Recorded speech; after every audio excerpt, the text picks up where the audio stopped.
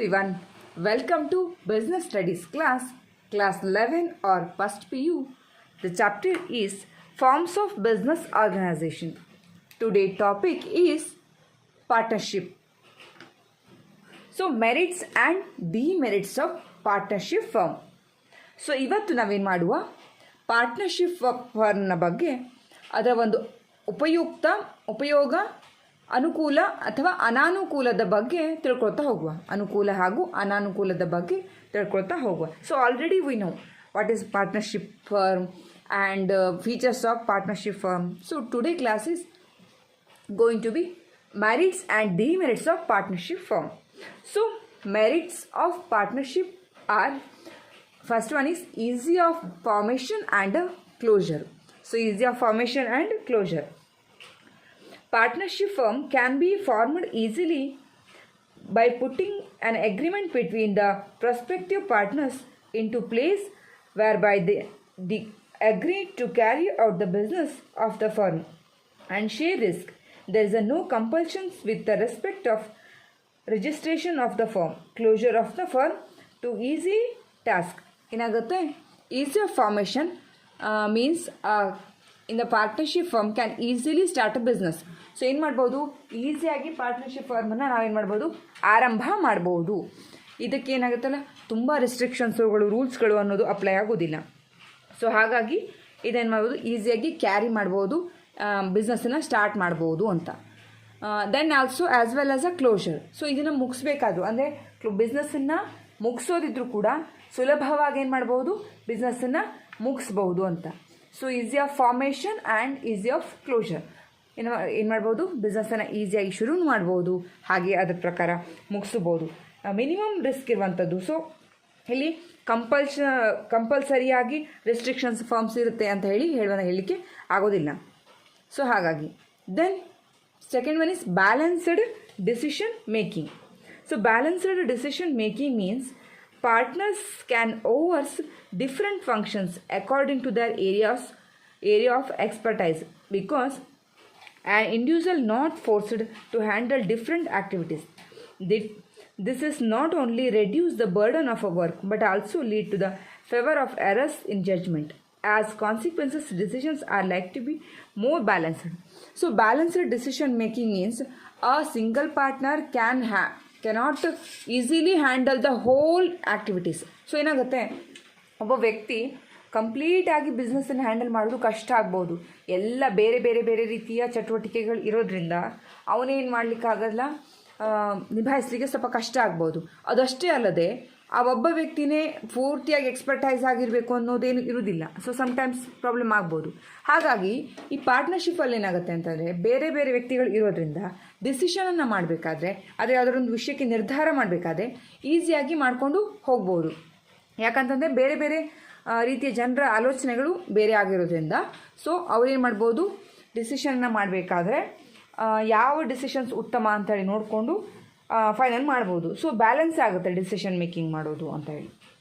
Then more funds. The partnership, the capital is contributed by the number of partners. This makes it possible to raise a large amount of funds as compared to the sole proprietor and undertaking additional operations when needed. So more funds.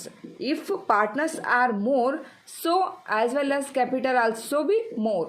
ಏನಾಗುತ್ತೆ, ಇಲ್ಲಿ partnership ಫಾರ್ಮಲ್ಲಿ ಒಂದು ವೇಳೆ ಪಾರ್ಟ್ನರ್ಸ್ಗಳು ಹೆಚ್ಚಾಗ್ತಾ ಹೋದಾಗೆ ಏನಾಗುತ್ತೆ, ಬಂಡವಾಳನ ತೊಡಗಿಸೋರ ಸಂಖ್ಯೆ ಕೂಡ ಏನಾಗುತ್ತೆ, ಹೆಚ್ಚಾಗುತ್ತೆ. ಸೊ ಕ್ಯಾಪಿಟಲ್ ಏನಾಗುತ್ತೆ, ಜಾಸ್ತಿ ಆಗುತ್ತೆ, ಜಾಸ್ತಿ ಹಣ ಸಿಗುತ್ತೆ, ಮೋರ್ ಫಂಡ್ ಆಗುತ್ತೆ ಕಂಪೇರ್ಡ್ ಟು ಸೋಲ್ ಪ್ರೊಪ್ರೈಟರ್ಗೆ ಒಂದು ಹೋಲಿಕೆ ಮಾಡಿದ್ರೆ ಅಲ್ಲಿ ಏನಾಗುತ್ತೆ ಅಂತಂದರೆ, ಕಡಿಮೆ ಒಬ್ಬನ ಹತ್ರ ಎಷ್ಟು ಹಣ ಇದೆಯೋ ಸೊ ಅಷ್ಟೇ ಅವನು ಏನು ಮಾಡಬೇಕಾಗುತ್ತೆ, ಬಂಡವಾಳ ತೊಡಗಿಸ್ಬೇಕಾಗತ್ತೆ. ಬಟ್ ಪಾರ್ಟ್ನರ್ಶಿಪ್ ಫರ್ಮಲ್ಲಿ ಏನಾಗುತ್ತೆ, ಜಾಸ್ತಿ ಜನ ಪಾರ್ಟ್ನರ್ಸ್ ಆಗ್ತಾ ಹೋದಾಗೆ ಬಂಡವಾಳ ಕೂಡ ಏನಾಗುತ್ತೆ, ಜಾಸ್ತಿ ಆಗುತ್ತಾ ಹೋಗುತ್ತೆ ಅಂತ. ಮೋರ್ ಫಂಡ್ಸ್, ಜಾಸ್ತಿ ಹಣ ಸಿಗ್ತಾ ಹೋಗುತ್ತೆ ಅಂತ. Then sharing of a risk. The risk involved in a running of a partnership firm are shared by all the partners. This reduces the anxiety, burden, stress on individual partners. So sharing risk. So ಇಲ್ಲಿ ಏನಾಗುತ್ತೆ ಅಂದರೆ, ರಿಸ್ಕನ್ನು ಏನು ಮಾಡ್ಬೋದು, share ಮಾಡ್ಬೋದು. ಈಗ ಒಬ್ಬನೇ ಇದ್ದಂಥ ಸಂದರ್ಭದಲ್ಲಿ ಅವನಿಗೇನಾಗುತ್ತೆ ಅಂತಂದರೆ ಸ್ಟ್ರೆಸ್ಸು, ಪ್ರೆಷರು ಎಲ್ಲ ಒಬ್ಬನ ತಲೆ ಮೇಲೆ ಬೀಳುತ್ತೆ.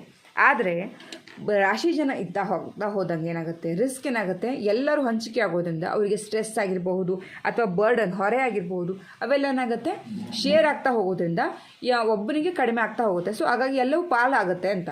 ರಿಸ್ಕು ಕೂಡ ಏನಾಗುತ್ತೆ ಶೇರ್ ಆಗುತ್ತೆ. ಸೊ ಭಾರ ಏನಾಗುತ್ತೆ ಕಡಿಮೆ ಆಗುತ್ತೆ ಅಂತ. Then secrecy. The secrecy means partnership firm is not legal required to publish accounts and submit to reports. Hence, it is able to maintain confidentiality to information relating to the operation. So, ಇಲ್ಲೇನಾಗುತ್ತೆ secrecy. So maintain secrecy ಏನು ಮಾಡಬೇಕಾಗತ್ತೆ, ಇಲ್ಲಿ ಬಿಸ್ನೆಸ್ಸಿಗೆ ಸಂಬಂಧಪಟ್ಟಂಥ ಕೆಲವಷ್ಟು ಗುಟ್ಟುಗಳನ್ನು ಪಬ್ಲಿಕ್ಕಿಗೆ ಅಥವಾ publish ಮಾಡಲಿಕ್ಕೆ ಸಾಧ್ಯ ಆಗೋದಿಲ್ಲ ಹೊರಗಿದ್ದಕ್ಕೆ. ಆವಾಗ ಲೀಗಲಿ ಇರುವಂಥ ಕೆಲವೊಂದಿಷ್ಟು ವಿಷಯಗಳನ್ನು ಏನು ಮಾಡ್ಬೋದು, ಸೀಕ್ರೆಸಿಯಾಗಿ ಗುಟ್ಟಾಗಿ ಏನು ಮಾಡ್ಬೋದು, ಮೇಂಟೈನನ್ನು ಮಾಡಬಹುದು ಅಂತ. So these are all merits of partnership: easy of formation and a closure, balanced decision making, more funds, sharing of a risk, secrecy. Then next one is demerits of a partnership firm. So demerits: unlimited liability. So unlimited liability means partners are liable to repay the debt even from their personal resources in cases of a business aspect are not sufficient to the meet said debt. The liability of partners is both joint and several, which may prove to be drawback for those partners who have a greater personal wealth.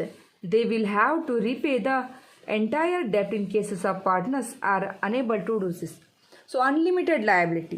So unlimited liability ಅಂತಂದರೆ, ಒಂದು ವೇಳೆ ಆ ಒಂದು business ಸರಿಯಾಗಿ ಸಕ್ಸಸ್ಫುಲ್ಲಾಗಿ run ಆಗಲಿಲ್ಲ ಅಂತಂದರೆ, ಲಾಸಲ್ಲಿ ನಡೀತಾ ಇದ್ದಂಥ ಸಂದರ್ಭದಲ್ಲಿ ಆ ಪಾರ್ಟ್ನರ್ಸ್ಗಳು ಆ ಸಾಲದ ಹೊರೆಯನ್ನು ತೀರಿಸಬೇಕಾದ್ರೆ ತಮ್ಮ ಸ್ವಂತ ಆಸ್ತಿಗಳನ್ನು ಕೂಡ ಆಡಾಡೋಂಥ ಸಂದರ್ಭಗಳೇನಾಗುತ್ತೆ ಬರುತ್ತೆ.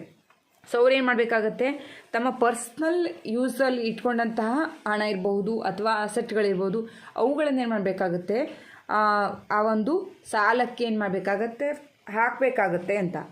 ಅನ್ಲಿಮಿಟೆಡ್ ಲಯಬಿಲಿಟಿ, ಹೆಚ್ಚಾದಷ್ಟು ಲಯಬಿಲಿಟಿಗಳು ಆದಂಥ ಸಂದರ್ಭದಲ್ಲಿ ಏನಾಗುತ್ತೆ, ಇದು ಬರ್ಡನ್ ಆಗುತ್ತೆ ಅಂತ ಹೇಳಿ.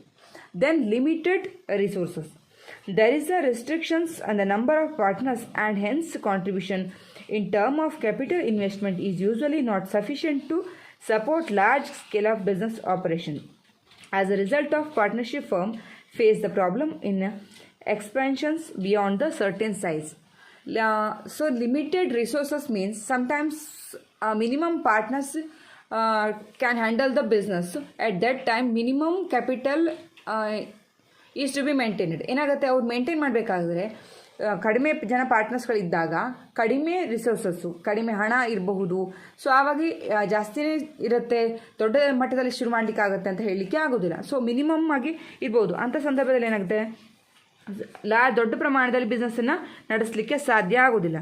ಚಿಕ್ಕ ಪ್ರಮಾಣದಲ್ಲಿ ಕಡಿಮೆ ಪಾರ್ಟ್ನರ್ಸ್ ಇದ್ದಾಗ ಕಡಿಮೆ ಒಂದು ರಿಸೋರ್ಸ್ಗಳು, ಫಂಡ್ಗಳು ಸಂದಾಯ ಆಗುತ್ತೆ ಅಂತ ಹೇಳಲಾಗತ್ತೆ ಅಂತ. ಸೊ ಇಲ್ಲಿ ಜಾಸ್ತಿ ದೊಡ್ಡ ಪ್ರಮಾಣದಲ್ಲಿ ಆರಂಭ ಆಗೋದಿಲ್ಲ, ಕಡಿಮೆ ಪ್ರಮಾಣದಲ್ಲಿ ಪಾರ್ಟ್ನರ್ಸ್ ಇದ್ದಾಗ ಏನಾಗುತ್ತೆ, ಅದು ಒಂದು ಸ್ವಲ್ಪ ಡಿಮೆರಿಟ್ಸ್ ಆಗುತ್ತೆ ಅಂತ, ಅನಾನುಕೂಲ ಆಗುತ್ತೆ ಅಂತ. Then possibility of a conflict. The partnership is run by the group of persons where decision making authority is shared.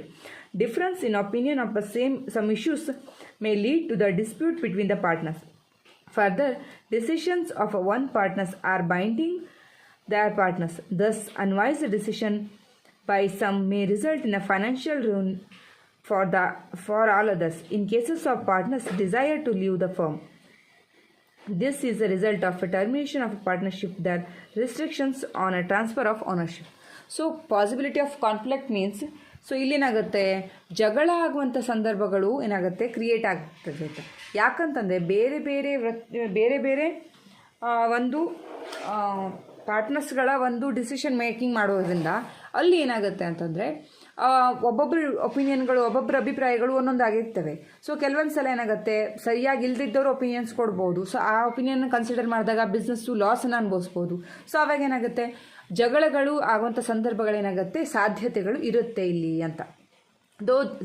So this is one of the demerit of a partnership. Then lack of continuity. Lack of continuity means partnership comes to an end with the death, retirement, insolvency or a lunacy of other partners. Any partner, it may result in a lack of continuity.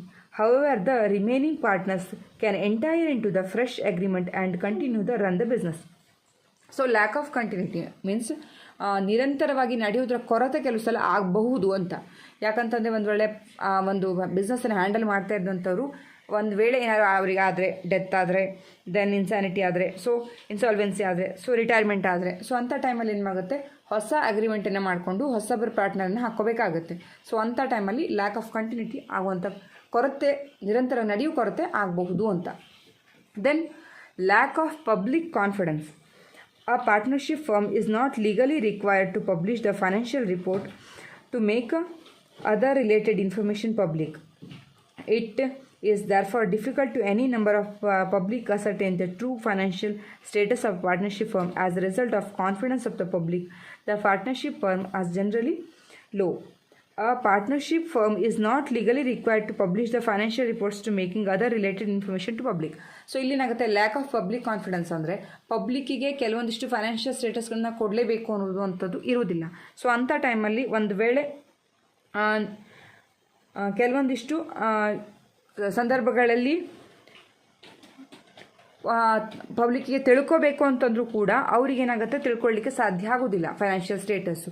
So ಅಂಥ ಟೈಮಲ್ಲೆಲ್ಲ ಏನಾಗುತ್ತೆ, ಪಬ್ಲಿಕ್ಕಿನ confidence ಏನಾಗುತ್ತೆ, low ಆಗುತ್ತೆ ಅಂತ ಹೇಳಿ ಇರುವಂಥದ್ದು. So these are all demerits of partnership: unlimited liability, limited resources, possibility of a conflict, lac of continuity, lac of public confidence.